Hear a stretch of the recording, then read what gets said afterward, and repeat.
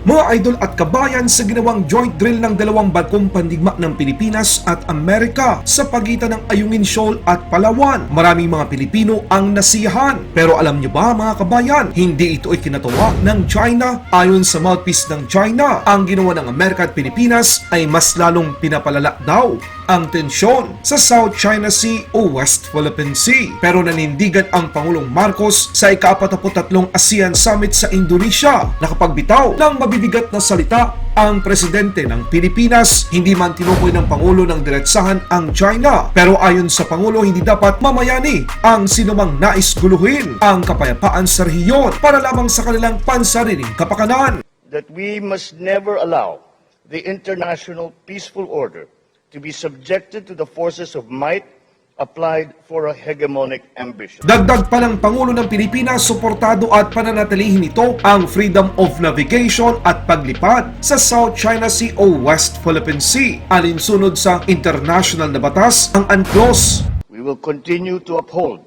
and exercise freedom of navigation and overflight in the South China Sea in accordance with international law, including, of course, the 1982 UNCLOS. Ito ang balitang ating pag-uusapan dito lang sa Good News Philippines. Huwag kalimutang i-like ang video, mag-subscribe, mabilis lang ito, promise!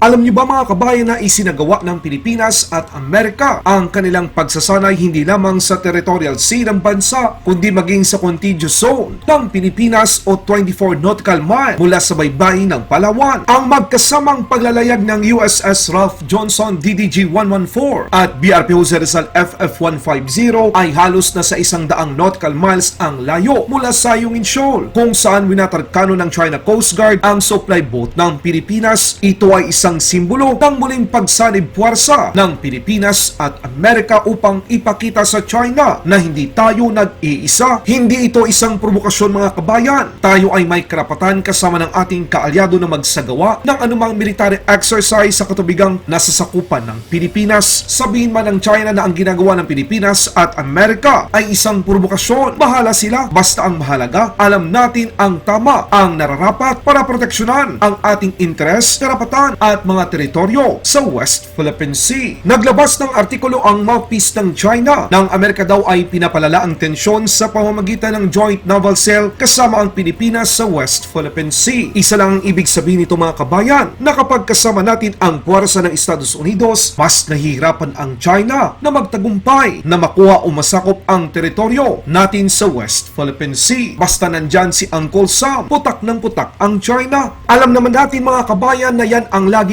tagline ng mga makachekwa. The U.S. supportive stance for the Philippines has no effect on China.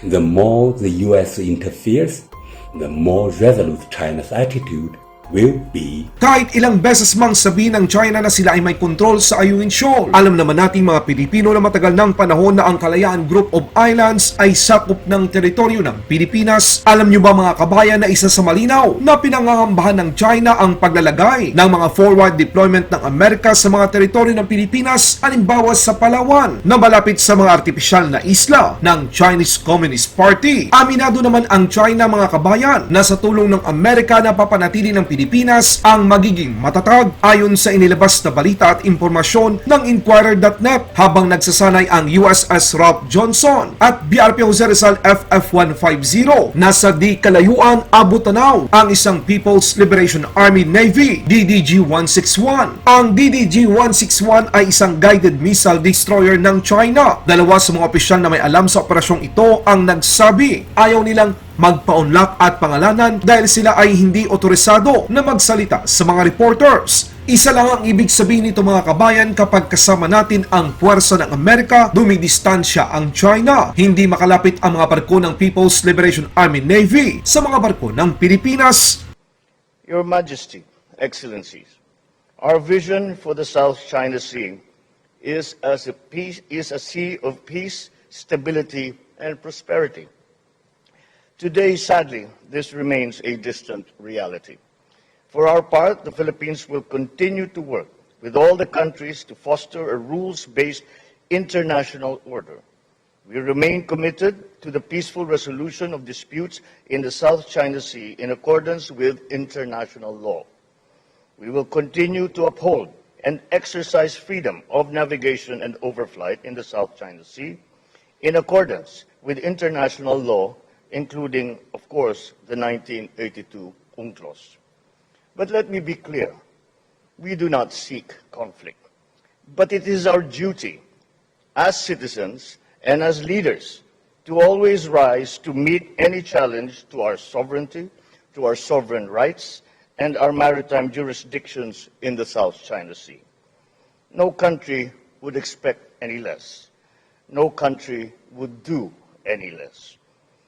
The Philippines firmly rejects misleading narratives that frame the disputes in the South China Sea solely through the lens of strategic competition between two powerful countries. This not only denies us our independence and our agency, but it also disregards our own legitimate interests. We once more call upon all parties for self-restraint on activities that complicate disputes in the South China Sea. We must not undermine regional peace, stability, and security. We cannot emphasize enough that actions, not words, should be the ultimate measure of our commitment to securing peace and stability in the South China Sea. Anything else simply does not suffice. We therefore seek your support for the operationalization of practical measures such as the ADMM guidelines for maritime interaction, which we envision will be expanded to our external partners in due time. The Philippines is also pleased to have hosted the second ASEAN multilateral naval exercise off Zambales and Bataan, and the 40th meeting of the JWD-DOC in Manila to expedite the negotiations for a substantive and effective code of conduct in the South China Sea.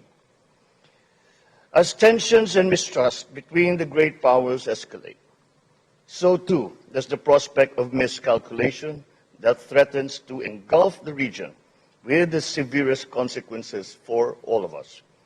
It is imperative that we leverage the ASEAN regional architecture to serve as a diplomatic bridge that promises mutual understanding, strategic trust, and peaceful settlement of disputes.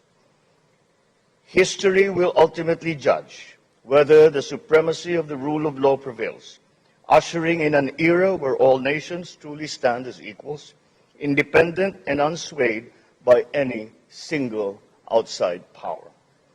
The challenge for us remains that we must never allow the international peaceful order to be subjected to the forces of might applied for a hegemonic ambition. The future of peace rests now on how we together face this challenge to that peace. Thank you. Laban Pinas.